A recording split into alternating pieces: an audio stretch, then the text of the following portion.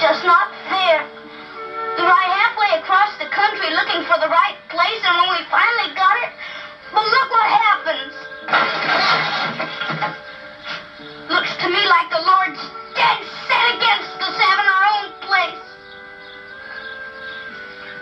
Help me saddle up, boy. I want to tell you a story. Oh, come on.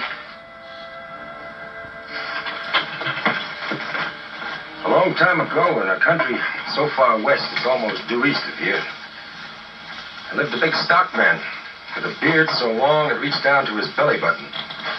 His name was Job.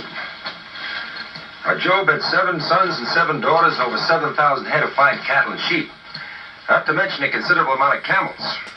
Job was top dog with the Lord because he was so hard-working and righteous. And the Lord had never lost a chance to brag on him. Made a point of telling the devil about the old man, about how he hated evil, fought temptation, and most important, how he never lost his faith in God. Well, the devil switched his tail and laughed. And he allowed that Job was such a good man because everything was going his way. Just give him some trouble and he'd switch sides in a hurry. Well, the Lord thought this over.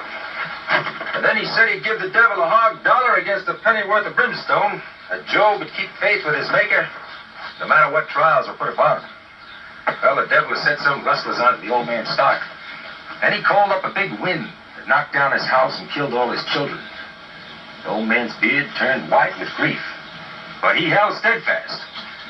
So the devil reared back and saddled them all over with festering boils. Mark, Job was as miserable as a man could be.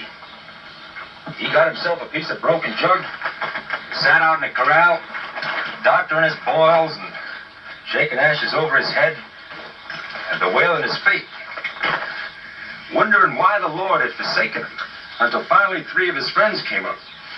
And they told Job that wailing about the situation only made it worse. And it looked to them like he'd sinned somewhere along the line. And why didn't he repent? Job jumped right back at them. He said he'd repent when he had something to repent about. He knew he'd been good and righteous, and while he might complain about his lot, he'd not lost faith with the Lord. Oh, that my words were now written and printed in a book, graven with chisel and granite rock forever. For I know that my Redeemer liveth, and that he shall stand beside me later on. That's how the old man put it. Well, Mark, the devil was plumb wore out, so he just tossed in his chips and quit the game. And the Lord was so proud of Job that he restored all the old man's children and his house and his camels and sheep, and he gave him over twice as many cattle as he had before.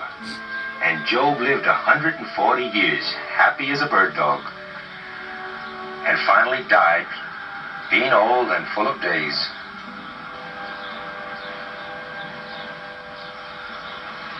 Makes our troubles look kind of piddling, don't it? But I guess if we were to come down with boils, we'd know where to put the blame. Well, I don't think Jackford can go quite